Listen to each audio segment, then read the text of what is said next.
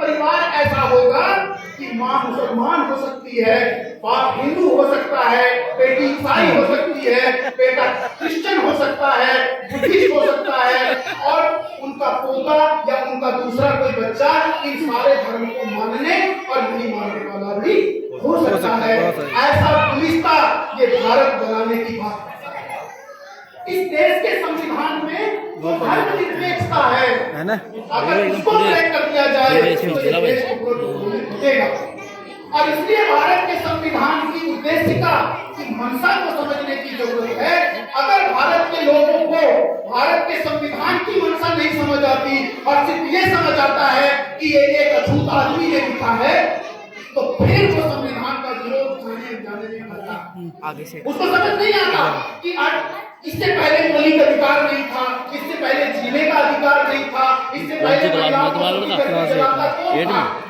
आज बेटी बचाओ बेटी पढ़ाओ का नारा लगाने वाले लोग कल अपनी बेटियों को उधर ही होगा, कल अपनी ही बेटियों को कोप में मारने वाले थे, वही राजे रजवाड़े।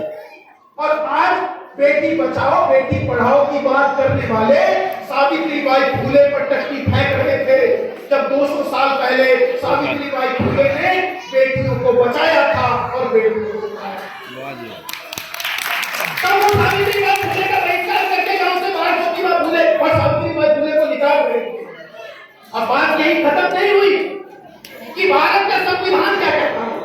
सरकार कहती है और सरकार को क्या कहना चाहिए, जो संविधान कहता है। क्यों सर?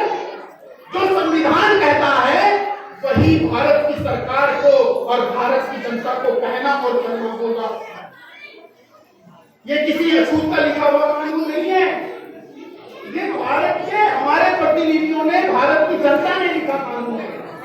और इसके कहता क्या है और सरकार क्या कहती है? सरकार कहती है बेटी बचाओ बेटी पढ़ाओ। सुनने में बहुत अच्छा लगता है, लेकिन वास्तविकता क्या है? वो कह रही है कि बेटी बचाओ, बचा सको तो बचाओ और नहीं बचा सको तो मत बचाओ। और किससे बचाओ ये वो बताते नहीं है। वो बताती है एनसीआरटी की report, 4.5 lakh acid attack gang rape बलात्कार भारत में हर रोज हो रहे हैं।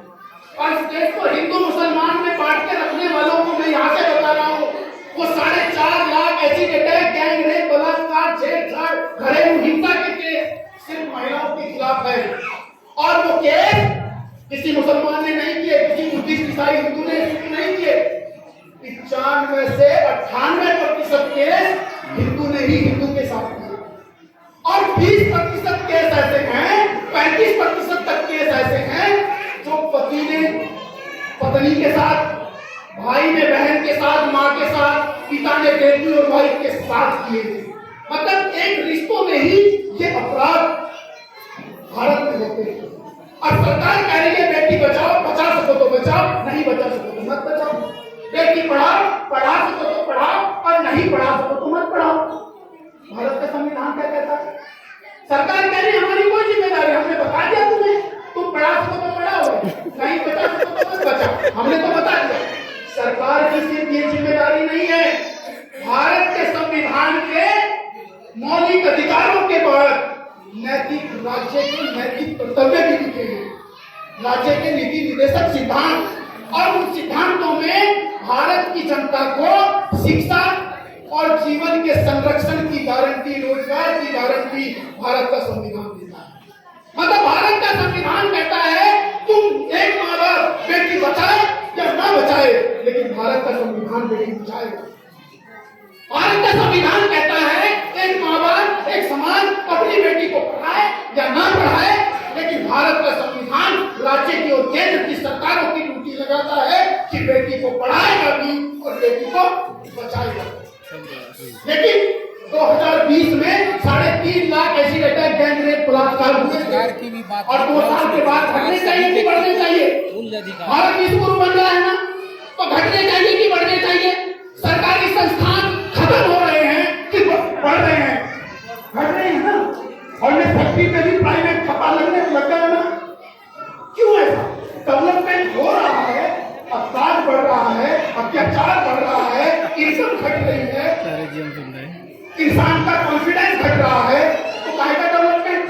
तो भारत का संविधान ने जो राज्य की और केंद्र की ड्यूटी लगाई इस संविधान में, लंबे वो स्पीच भारत लगाएंगे की तो सरकारें बहुत अच्छा इस संविधान से मुंह चुरा करके अगर बचना चाहती है तो साथियों ये संविधान के साथ होगा। और ये मौलिक जो मानसिकता संविधान की है, मंशा जो संविधान की है, मैं वही आपको बताना चाहता हूँ। अब अंत में मैं बताना चाहता हूँ कि इस संविधान के आर्टिकल में पढ़ाने की कोशिश नहीं कर रहा हूँ, मैं आपको बताना चाहता हूँ कि ये संविधान चाहता क्या है। इस संविधान में जो मौलिक अधिकार है, स्वतंत्रता का अधिकार है, जो शोषण के विरुद्ध खड़े होने की जो आजादी मिली, उसमें क्या प्रबुद्धजन लोग खड़ा होना चाहते हैं? नहीं।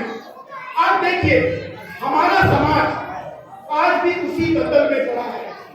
अभी अभी साहित्य की बात हो रही है और मैंने इस परिस्थिति को समझ के कि मेरे समाज के लोगों को साहित्य का इंटरेस्ट कम है, हमने एक पब्लिकेशन कल लॉन्च किया दिल्ली में, इंडस पब्लिकेशन, और इसमें एक किताब लिखी जब गांधी भंगी घर जन्मी।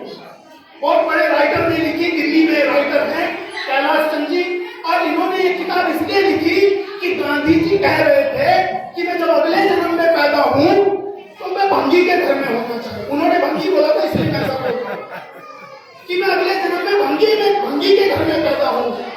तो नाटक लिखा है, नाटक कह रहा है कि जब गांधी भंगी के घर में पैदा हो गए और रोड